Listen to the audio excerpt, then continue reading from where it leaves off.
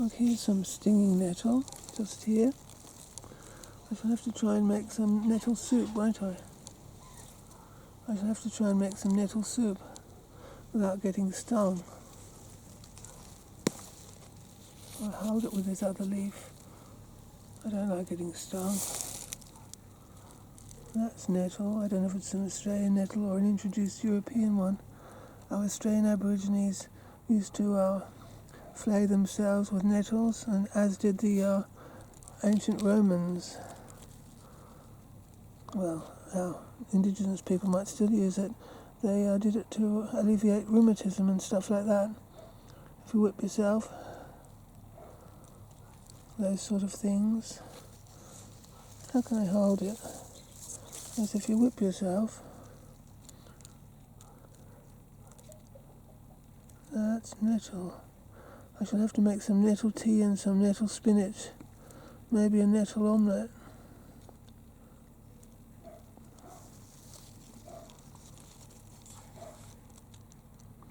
It's got little flowers too, hasn't it? I don't want to get whipped, really. How can I cut all the leaves off without getting stung? I suppose I'll have to wear gloves. I'll have to wear gloves, won't I? Well, despite it having a very tough tongue, it's clear that the goat next door doesn't eat stinging nettles. It doesn't eat stinging nettles, that's quite clear. There's all this nettle through the gate, through the fence rather, and it's clear that the goat hasn't been eating it. The goat hasn't been eating those nettles. Here's nettles on both sides of the fence, and it's clear that the goat hasn't been eating them.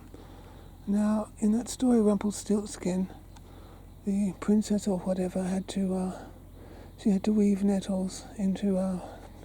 She had to use a spinning wheel and weave nettles into yarn or twine. But nettles were used for their fibre. They've got fibre in the stem, as I recall in her books. I'm going to get stung in a minute, aren't I? They have fibres just like linseed plants have fibres. You can weave them into yarn. I haven't read Rumpelstiltskin for a very long time. Well, this is a nice crop of nettles. And I shall have to harvest these leaves. Apparently, as soon as you drop the leaves in water, they lose their ability to sting. In hot water, I mean. So if I cut them and plunge them into hot water, I can have them as spinach or tea. That's what a stinging nettle looks like. Let me sting myself just to see what it's like. Nothing's happening so far. Haven't been stung. Oh yes, I'm getting a sting now. I wouldn't want to get a lot of it.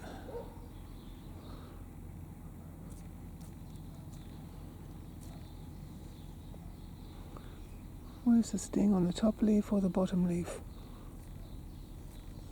Oh, probably those ones around the stem too. They look pretty tough. Ah, that's it. Yes, I got them around the stem. That was more severe. Oh, okay, I could probably pluck the leaves without being hurt then. But if I touch the stem, I'm going to be hurt. There we go, look. I could pick all the leaves just like that. Oh, I got stung that time. Maybe I will have to wear gloves. I think I should wear gloves, really. I could use a pair of scissors. There's a nettle leaf, and it's said to be nice as a vegetable like spinach, nettle spinach, or sliced in an omelette or made into tea or soup, nettle soup. Why do I keep saying lentil all the time instead of nettle? Look at that one. Isn't it nice? A nice specimen there. I'll come back with a pair of gloves. My fingers are stinging a bit now. As I just thought of it, I just thought our indigenous people flail themselves with these, as did the ancient Romans, not flay. I think I said flay, didn't I? But it's flail. So you'd whip yourself, wouldn't you?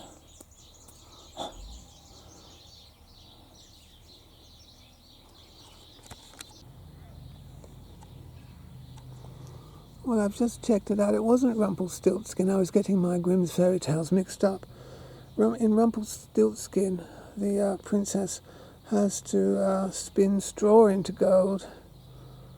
But it's Grimm's The Six Swans, where the princess or queen, whatever she is, has to spin. She has to spin six cloaks for six princes that have been turned into swans. She's got to spin nettles to make cloaks to release them from their curse. So they were definitely spun in that story. Apparently there are two types of stinging nettle in Australia. The introduced European type, which is Urtica dioica, and there's the native one, which is Urtica incisa. I don't know which this is. I don't know how incised the leaves are. Urtica incisa is the native one. Our indigenous people ate the leaves baked between hot stones, so they were still used as a vegetable. So that should be good. I think these little flower heads here should be quite tender if they're cooked too. They look a bit broccoli-ish. I can hear that goat coming. She's not going to eat nettle though, is she? She's too smart. There's a whole tree over there with a huge lot of nettles all around it in her place. There's that goat. And there she is. And behind her is a tree. Way over there. And it's got all nettles around it. There are all nettles over there. They're all nettles. They're all nettles. They should cook up like broccoli, shouldn't they? They should. And they should cook up like broccoli, the flower parts. See those flower parts? Of course, her books always tell you only to use the young tender leaves. So that's all I'll be using. You can see as you go down further down the stem, it gets tougher and the needles get nastier as the stem gets thicker and older. I should just use these tender parts, the tender leaves on top, and these tender flowers just here.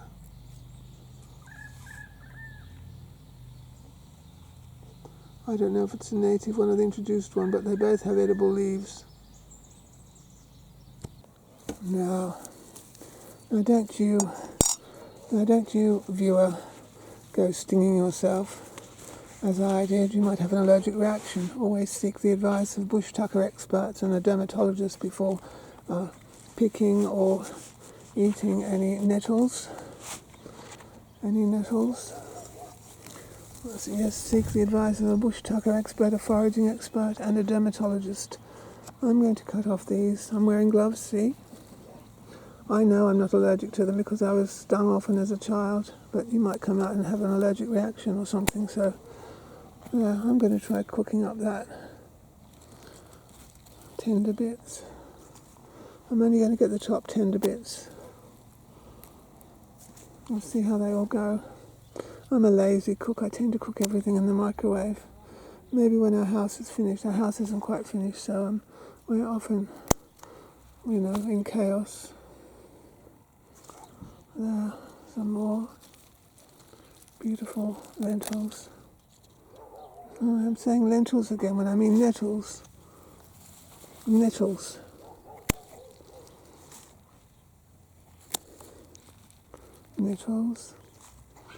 Nettle spinach. I'm going to cook them up and see how they turn out. I could boil them in a bit of water, couldn't I?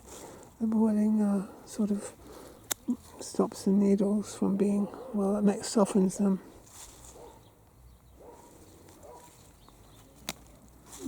Pluck, pluck, pluck. Once I was camping back in 1978 with some people, and I was appointed cook, and I picked lentils and nettles. I picked nettles, and I made some soup. It wasn't lentil soup actually; it was just vegetable soup. But I put nettles.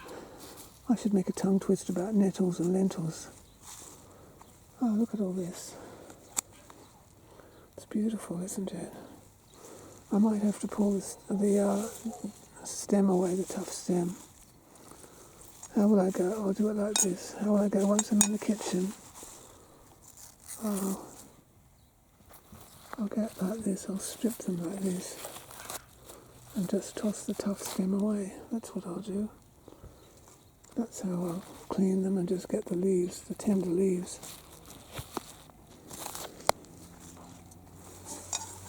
There's a nice bowl full anyway. I don't want to get stung, do I, by nettles. I'm going to go up to the house and I'm going to cook them. That's what I'm going to do. Look at this one. Look at that one, a lovely tall one. It's got so much on it, hasn't it? Beautiful. All free food actually, isn't it? It's all free food. Beautiful greens. And yes, used as a medicine, nettle tea and self-flagellation to cure rheumatism and arthritis and things like that. Let's see, a light sting. Nothing happened. I'm sure if I touched myself with those big thorns, see those big tough thorns there, they'd inject, wouldn't they? They'd inject poison, histamine or something. Anyway, let's go up to the house and make some nice spinach. Nettle spinach. I nearly said lentil again.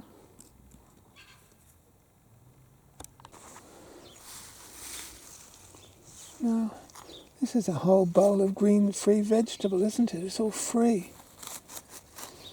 I'm not going to eat that tough old stem.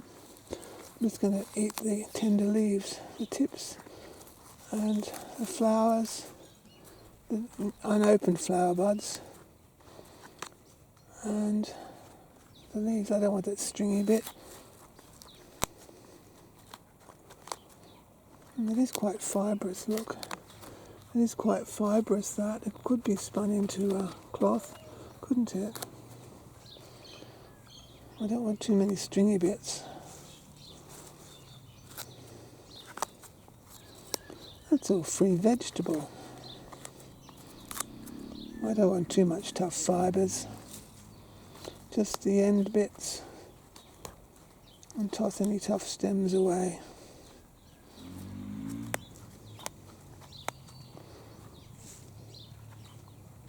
I haven't eaten lentils for a very long time.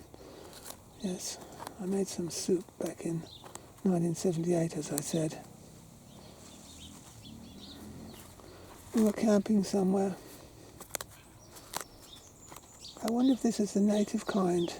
They do have rather serrated looking leaves, don't they, around the edges? Incisa. I suppose incisa means like teeth.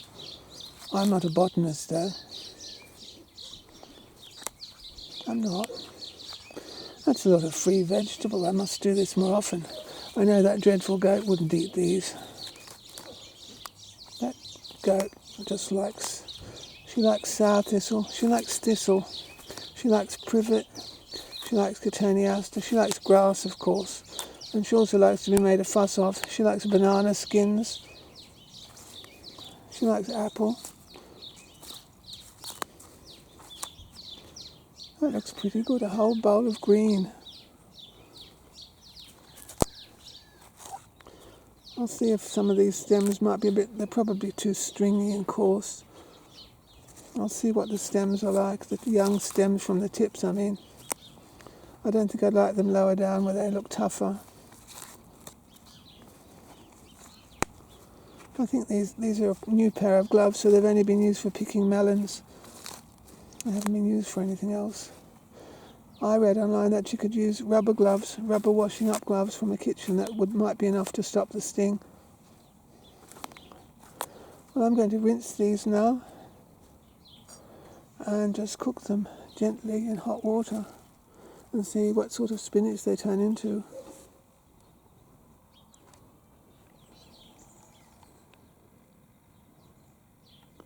Don't forget, always seek the expertise of a wild food expert and a dermatologist before even contemplating eating wild lentils. Lentils, I've said it again, I mean nettles. Look, I cooked it down. It's quite a nice vegetable. I don't know if it tastes of any particular thing. It's quite nice. It's got olive oil and salt and pepper added.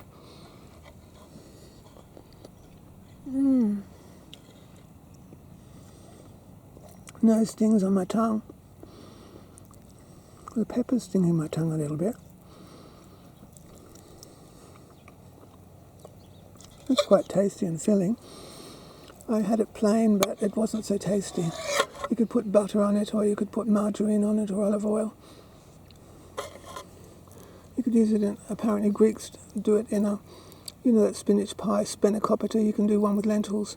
And there I am saying lentils again. You can do one with nettles. And we must always be careful because there were some poisonous plants growing in the nearby vicinity, I noticed. So here I am eating nettles, not lentils. I'm probably thinking of lentils because I was thinking of getting a can of lentils and making some lentil soup that way with nettles. A nice decorous, small, ladylike amount.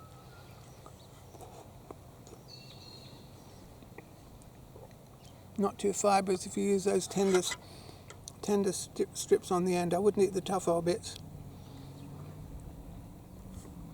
This is all free food too. It didn't cost me anything, did it, except the heat to cook it.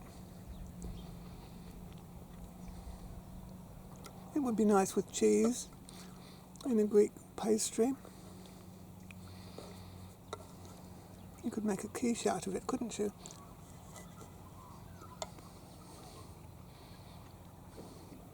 That goat doesn't know what she's missing. It's much more softened and it's not fibrous. I wouldn't use the old woody bits from down below.